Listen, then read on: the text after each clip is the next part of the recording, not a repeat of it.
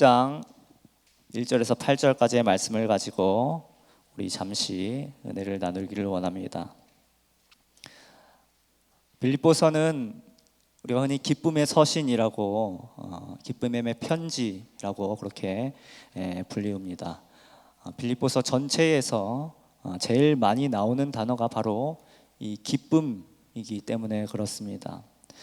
그런데 재미있는 사실은 이 편지를 쓰고 있는 바울이나 또 이 편지를 받고 있는 이 빌립보 교회 성도들이나 인간적으로 볼 때에 그렇게 기쁨이 있기가 참 힘든 상황이라는 것이죠.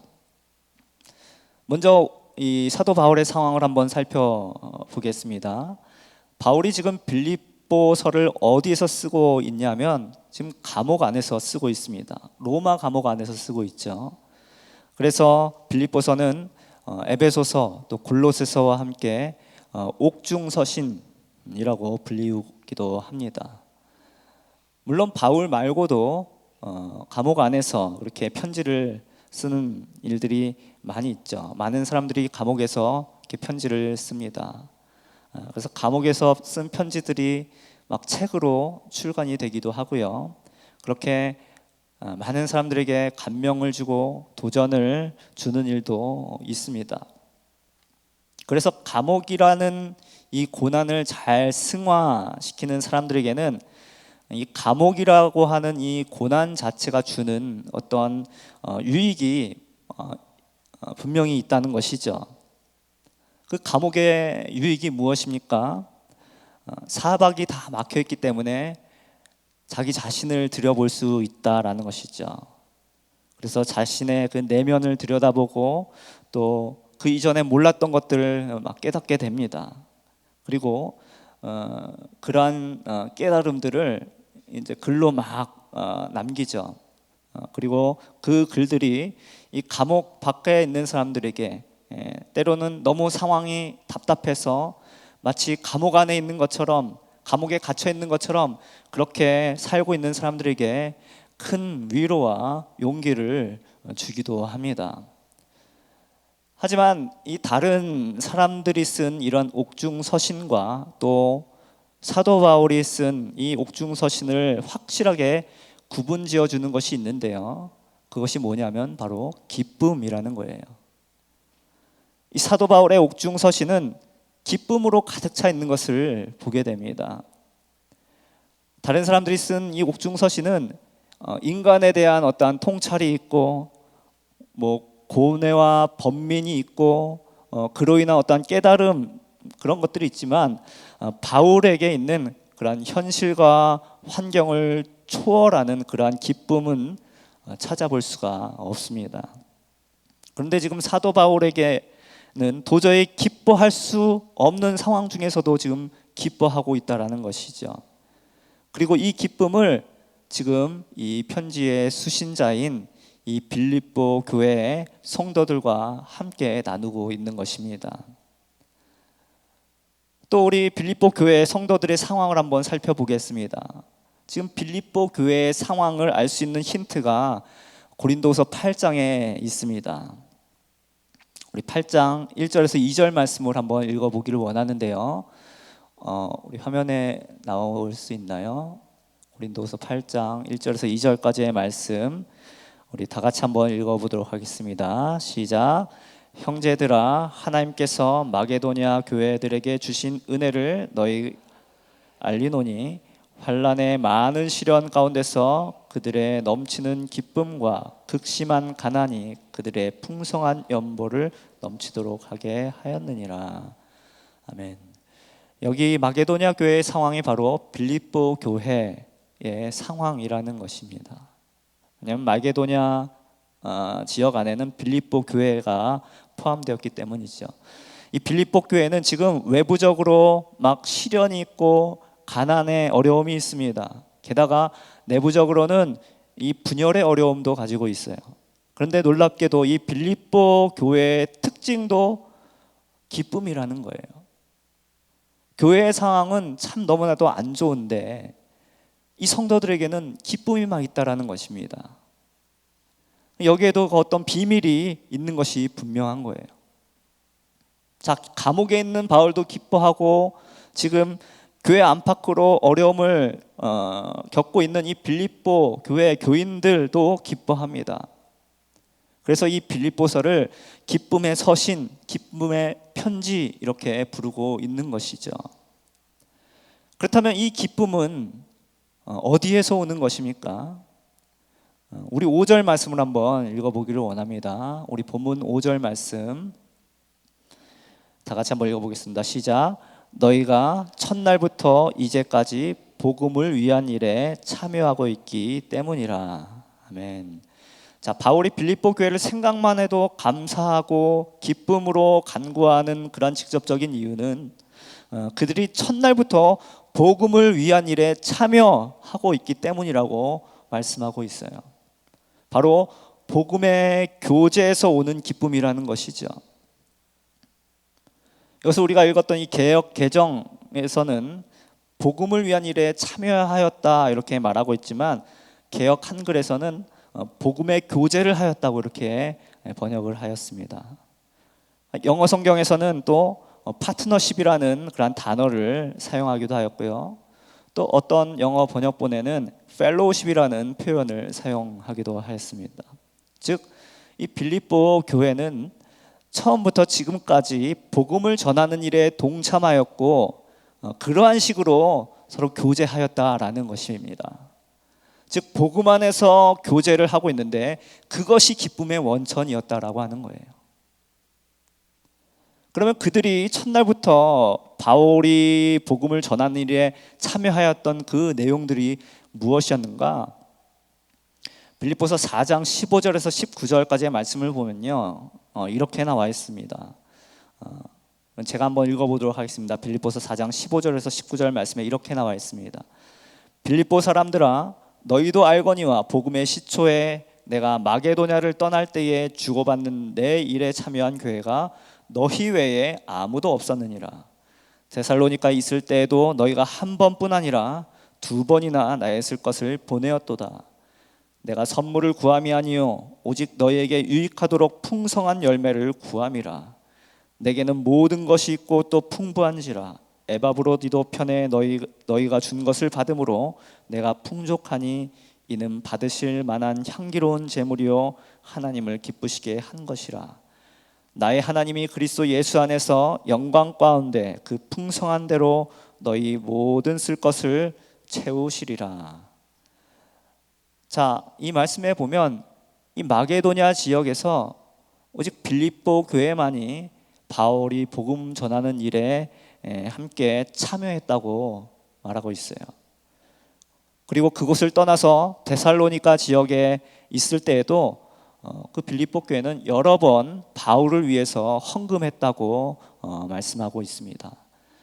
뿐만 아니라 빌립보 교회는 에바브로디도 편을 통하여서 계속해서 바울을 그렇게 도왔다고 지금 기록을 하고 있어요.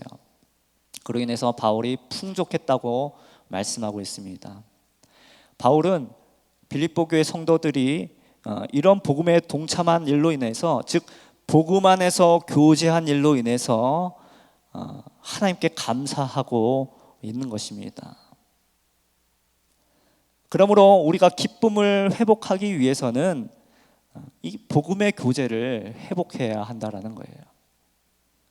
그래서 오늘 본문을 통해서 우리는 이 복음의 교제가 무엇인지, 복음 안에서 나누는 교제가 무엇인지 우리 몇 가지를 한번 살펴보기를 원합니다. 첫 번째로 이 복음의 교제는 하나님을 중심으로 이루어진다라는 거예요. 그래서 3절, 4절 말씀을 보면요, 이렇게 말씀을 하고 있습니다. 우리 함께 한번 3절, 4절 말씀을 읽어보도록 하겠습니다.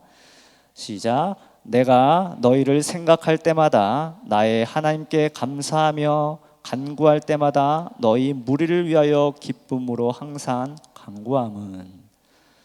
자, 빌립보 교회는 바울에게는 너무나도 의미가 있는, 너무나 각별한 그러한 교회였습니다. 로마 감옥에서 빌립보서를 쓰기 한 10여 년 전에 바울은 빌립보 교회를 세웠어요. 빌립보 지역에 복음을 전하고 그렇게 교회를 세웠지요. 그런데 이 교회는 너무도 신실한 교회여서 꾸준하게 기도와 물질로 이 사도 바울의 사역을 도왔던 것입니다. 우리가 좀 전에 읽었던 이 빌립보서 4장에 나와 있듯이 바울은 복음이 전파되는 치열한 그러한 영적 전쟁의 현장에서 복음 사역을 위해서 물질이 필요한 순간마다 이 가난한 빌립보 교회 이 교인들의 정성스러운 그러한 헌금으로 정성스러운 그런 물질의 후원을 받게 되죠. 그러니까 이 바울에게 있어서 이 빌립보 교회가 얼마나 소중하고 사랑스럽겠습니까? 그리고 얼마나 이 교회를 향하여 감사한 마음을 가지고 있겠습니까? 그런데 3절 말씀을 보면요, 바울이 이 소중한 성도들을 생각할 때마다 누구에게 감사하냐면 하나님께 감사하고 있다고 지금 말씀하고 있어요. 이것이 참 중요한 거예요. 바울은 성도들의 그 사랑의 손길 뒤에 있는 하나님의 사랑의 손길을 잊지 않았다는 거예요. 여러분, 하나님은 사람을 통해서 일하십니다. 하나님의 사람들은 하나님을 대신해서 성도 간에 위로를 주고 힘을 주기도 하고 용기를 주기도 합니다. 또 때로는 물질을 주기도 합니다. 이렇게 하나님의 도구로 쓰임받는 사람들은 말 그대로 복의 근원 또 복의 통로 이러한 역할을 하는 것이죠. 그러므로 하나님의 도구가 되시는 우리 성도님들 모두가 될 수 있기를 바랍니다. 하나님의 사랑과 복을 나눠주는 것은 성도의 엄청난 특권이지요. 그리고 이것이야말로 하나님을 기쁘시게 하는 가장 최선의 일이라는 거예요. 하지만 하나님의 도구가 되어서 선한 일을 할 때에도 우리가 조심해야 될 부분이 있어요. 그것은 우리가 자칫 잘못하면 내가 칭찬받고 싶어진다라는 것이죠. 내가 인정받고 싶어진다라는 것입니다. 우리가 기억해야 할 것이 무엇이냐? 우리가 칭찬받고 싶어지고 우리가 인정받고 싶어지는 그 순간 우리는 하나님의 영광을 가로채게 된다라는 거예요. 그러므로 하나님의 도구가 되어서 우리가 다른 이웃을 섬길 때에는, 도울 때에는 우리는 항상 먼저 하나님을 기억할 수 있어야 된다는 거예요. 그래서 우리가 하나님을 기억하면서 하나님을 떠올리면서 그렇게 섬길 때에 하나님은 그 섬김을 너무나 기쁘게 보시고 큰 영광을 받으실 줄로 믿습니다. 그리고 하나님은 그러한 겸손함으로 섬기는 성도들을 통하여서 계속해서 복을 주시고 그 사람을 그 축복의 통로로 사용해 주실 거예요. 또 사랑을 받는 쪽에서도 조심해야 될 부분이 있어요.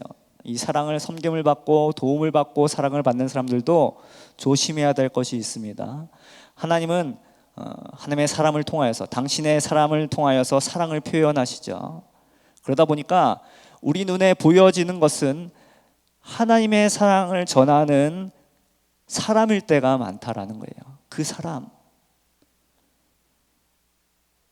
위로의 말도 사람이 해주고 격려의 말도 사람이 해주고 기도도 사람이 해주고 물질도 사람이 줍니다. 그러니까 실제로 날 위해 주는 존재가 오직 그 사람뿐이라는 그런 착각에 빠질 때가 있다라는 거예요. 그러면 어떤 일이 벌어지게 되느냐? 사람을 의지하게 된다라는 것입니다. 사람에게 기대하고 사람을 기대고 사람에게 뭔가를 바라게 된다라는 것이죠. 그러다 보면 일어나게 되는 문제가 뭐냐? 그 사람에게 고스란히 상처까지도 받게 된다라는 거예요. 여러분, 사람은 의지하고 기댈 존재가 아닙니다. 제가 늘상 우리 청년부에서도 청년들에게 가끔 이렇게 하는 말이 있어요. 사람은 기대고 의지할 존재가 아니라 사랑해야 될 존재다. 우리가 의지해야 될 대상은 오직 하나님 외에는 없다. 이런 말을 참 많이 했던 기억이 있는데요. 사람에게 뭔가를 자꾸 의존하고 뭔가를 기대하게 되면요, 그 끝은 실망할 수밖에 없어요. 우리는 누군가가 힘이 되어주고 이렇게 위로가 되어줄 때 누구를 생각해야 되느냐? 바로 하나님, 그 보이지 않게 그 뒤에서 그 사람을 통해서 일하시는 하나님을 볼 수 있어야 하는 것입니다. 그러므로 우리가 믿음의 성도들에게 위로를 받고 사랑을 받게 될 때에 가장 먼저 우리는 그 사람을 통해 위로하고 힘을 주고 역사하시는 그 하나님 아버지를 우리가 바라볼 수 있어야 되는 거예요. 그리고 그분께 감사해야 되는 것입니다. 이것이 분명한 사람에게 하나님은 계속해서 좋은 사람들을 막 붙여주시는 거예요. 그리고 하나님의 사랑을 막 부어주시는 것입니다. 그러므로 우리의 삶에 가장 먼저 하나님을 기억하실 수 있는 우리 성도님들 모두가 되시기를 바랍니다. 사도 바울은 이 빌립보 교인들의 사랑이 생각날 때 가장 먼저 하나님께 감사했다라는 거예요. 그러면 사도 바울은 이 사랑스러운 성도들 향한 이 바울의 사랑, 그것을 어떻게 표현을 했을까요? 4절에 나와 있듯이 그들을 위해 간구하였다라는 거예요. 여기에 이 사도 바울의 지혜가 담겨 있습니다. 바울은 이 사랑하는 빌립보 교회 교인들에게 그들에게 있어서 가장 유익한 것이 무엇인지에 대해서 너무나 잘 알고 있었습니다. 그것이 무엇이었냐면 하나님의 돌보심이었어요. 바울은 자신의 한계를 너무나도 잘 알고 있었습니다. 자신이 아무리 빌립보 교회 교인들을 사랑하였지만 자신도 그들의 인생을 책임질 수 없다라는 것을 너무나도 잘 알고 있었어요. 그래서 바울이 그들을 위해 할 수 있는 것이 무엇이었냐? 바로 항상 그들을 위해서 간구하고 기도하는 것이었다라는 것입니다. 우리에게도 생각만 해도 막 기쁨이 있는 그런 존재들이 있죠. 바로 우리 가족들이 있습니다. 우리 자녀들이 그럴 수가 있겠고요. 또 사랑하는 아내나 남편이 또 그럴 수가 있겠고, 또 아직 결혼을 안 한, 또 연애하는 막 그런 청년들에게는 또 그렇게 사랑하는 그런 배우자, 그 연인이 그런 존재일 수가 있겠습니다. 우리가 그러한 사랑하는 사람을 위해서 해줄 수 있는 가장 최고의 것이 무엇입니까? 바로 기도라는 것이죠. 기도해 주는 거예요. 기도가 무엇입니까? 하나님께서 일하실 수 있도록 해드리는 거예요. 여러분, 우리가 사랑하는 사람을 24시간 그렇게 지켜줄 수가 없어요. 무엇보다 우리는 그 사랑하는 사람의 영혼을 책임져 줄 수가 없습니다. 그러므로 우리가 사랑하는 사람들을 위해서 해줄 수 있는 최고의 것이 무엇이냐? 바로 그들을 위해서, 그 사람을 위해서 하나님께 기도해 드리는 거예요. 결국 복음의 교제는 하나님에서 시작해서 하나님으로 끝이 난다라는 거예요. 하나님이 빠지면 그 교제는 복음의 교제가 될 수 없다라는 것입니다. 하나님이 중심되지 않는 인간적인 교제는 하나님을 기쁘시게 하지 못할 뿐만 아니라 그런 교제는 결국 우리에게도 기쁨을 주지 못하고 결국 상처만이 남게 된다라는 것이죠. 그러므로 언제나 먼저 우리가 하나님을 기억하심으로 그 복음의 교제의 축복을 다 누릴 수 있기를 바랍니다. 자, 두 번째로 이 복음의 교제는 무엇이냐? 믿음과 확신의 교제라는 거예요. 우리가 아까 5절 말씀을 읽었듯이 빌립보 교회는 첫날부터 이제까지 꾸준하게 복음을 위한 일에 참여하였다라는 것이죠. 빌립보 교인들은 처음부터 이 바울을 향해서 물심양면으로 바울과 함께 하였다라는 거예요. 이것이 의미하는 것이 무엇입니까? 이 빌립보 교회 교인들은 사도 바울을 향한 이 신뢰가 변치 않았다라는 것입니다. 이것이 어떻게 가능할 수가 있었습니까? 이 빌립보 교회 성도들의 믿음이 단순히 이 사도 바울을 향한 것이 아니라 이 사도 바울을 붙들고 계신 이 하나님을 향한 것이었기 때문에 가능한 일이었다라는 것입니다. 또 우리에게 더 도전을 주는 것은 이 빌립보 교회가 결코 넉넉한 교회가 아니었다라는 사실에 있어요. 아까 우리가 살펴본 것처럼 고린도후서 8장에 나와 있듯이 마게도냐 교회들이 극심한 그러한 가난 가운데서도 풍성한 헌금을 바울에게 넘치도록 했다라고 말씀하고 있습니다. 아까도 말씀드렸지만 이 빌립보 교회는 마게도냐 지역의 한 교회예요. 그렇다면 무엇이 극도로 가난한 이 교회를 기쁨이 넘치는 교회, 그리고 헌금이 넘치는 교회가 되게 하였는가? 그 비밀은 바로 하나님의 은혜에 있었다라는 것입니다. 여러분, 은혜를 받은 사람의 특징이 있죠. 은혜를 받은 사람의 특징이 무엇입니까? 대표적인 것이 하나님께 막 드리고 싶어 하는 거예요. 뭐든지 막 드리고 싶어 하는 것입니다. 은혜를 받은 사람은 그 사람이 뭐 돈이 많건 적건 간에 그 형편 안에서 풍족함을 누리는 사람이에요. 복음의 교제가 무엇입니까? 하나님을 위해서, 복음을 위해서 우리의 가진 것을 드릴 줄 아는 것이 바로 복음의 교제인 것이죠. 이것이 비단 물질만을 의미하는 것이 아니죠. 우리가 가진 달란트를 가지고 복음을 위해서, 교회를 위해서 정말로 사심 없이 그렇게 헌신한다면 이는 복음을 위한 것에 참여하는 것이요, 하나님을 기쁘시게 하는 복음의 교제를 나누는 일이다라는 것입니다. 이렇게 우리가 드리면 드릴수록 우리 안에 기쁨이 넘치고 우리의 믿음은 계속해서 자라가게 되는 것이죠. 그리고 하나님은 이 믿음을 기뻐하시고 더 드릴 수 있는 환경을 계속해서 넓혀주시고 허락해 주시는 것입니다. 그러므로 우리 성도님들, 하나님 앞에서 결코 그 어떤 것도 아까워하지 마십시오.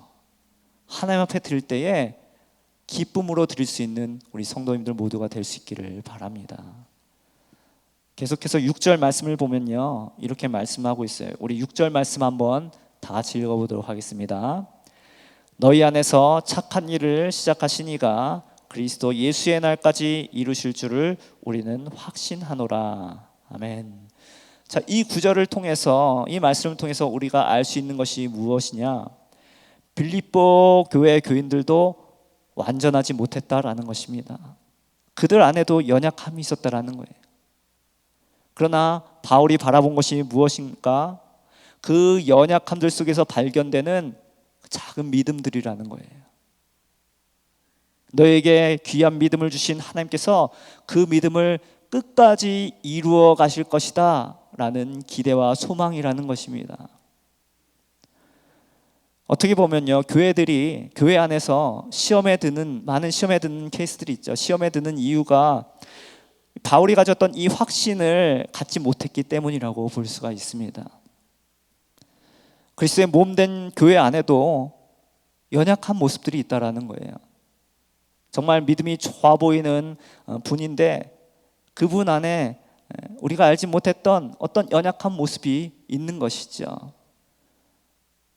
완전해 보이는 어떤 그분 안에 우리가 알지 못하는 어떤 숨겨진 죄악이 있다라는 거예요. 문제는 그러한 연약함이 드러나게 될 때에 시험이 찾아올 수 있다라는 것입니다. 하지만 우리가 기억해야 할 것이 무엇입니까?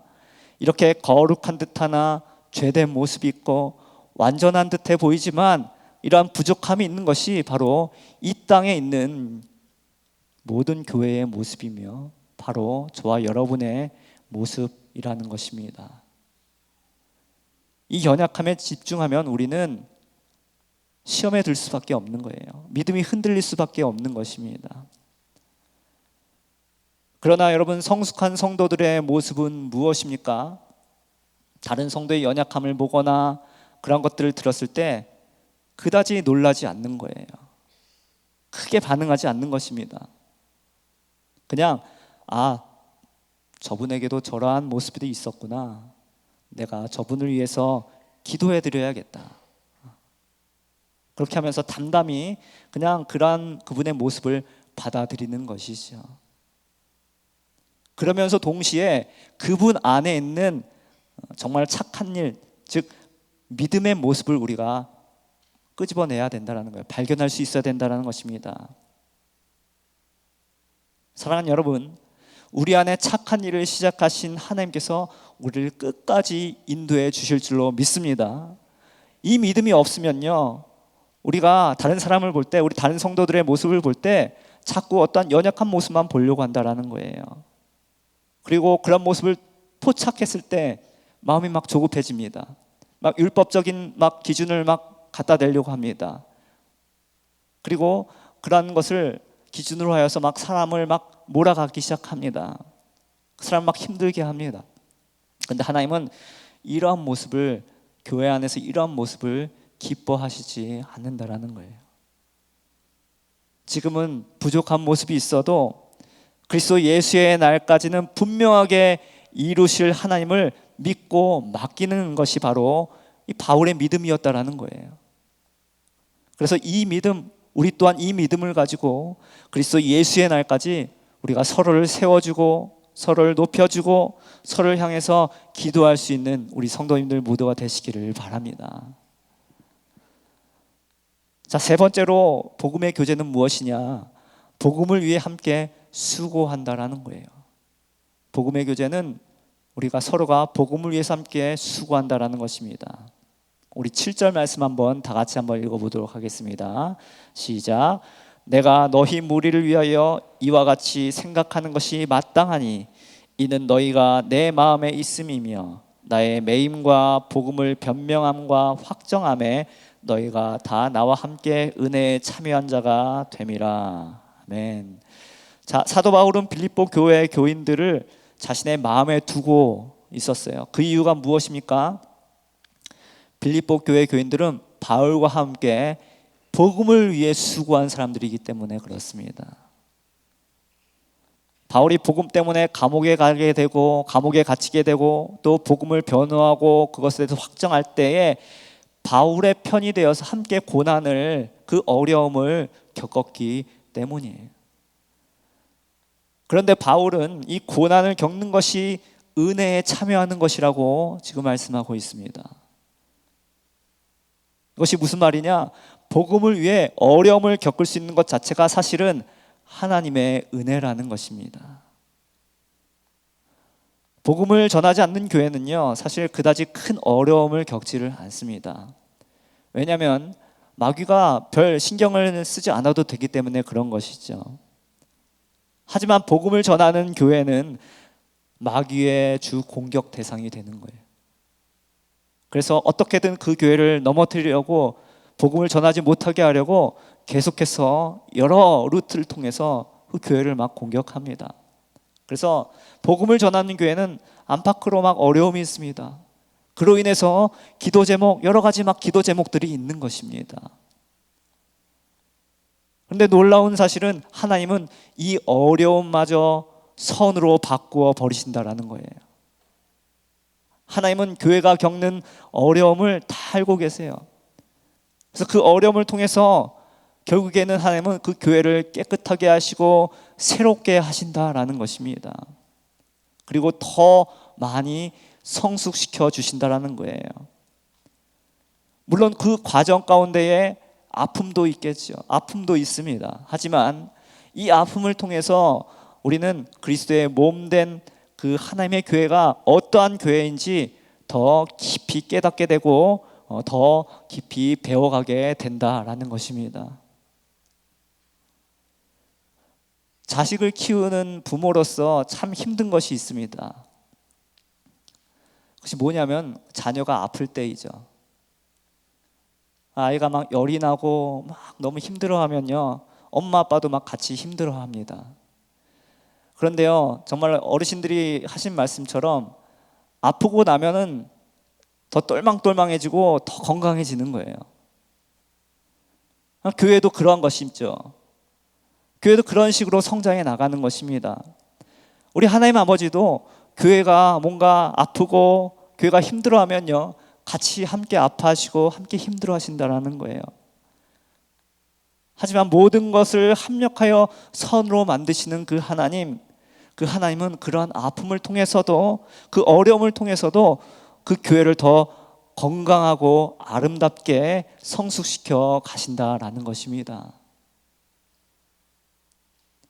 말씀을 정리하도록 하겠습니다. 어려운 상황 가운데서도 우리 성도들에게는 기쁨이 있어요. 세상이 줄 수 없는 기쁨이 있다라는 거예요. 왜냐하면 성도는, 교회는 복음 안에서 교제를 하기 때문에 그렇습니다. 그래서 복음의 교제는 철저하게 하나님 중심의 교제라는 것입니다. 사랑을 받을 때도 우리는 하나님을 기억하고, 사랑을 줄 때도 우리는 하나님을 통해서 한다라는 것이죠. 또 복음의 교제는 믿음과 확신의 교제입니다. 복음을 위해서 우리가 가진 것을 드리고 그리스도가 우리의 믿음을 온전케 하실 것이라는 그러한 확신이 우리에게 있어야 한다. 그리고 마지막으로 복음의 교제는 복음을 위해 함께 수고하는 것이다.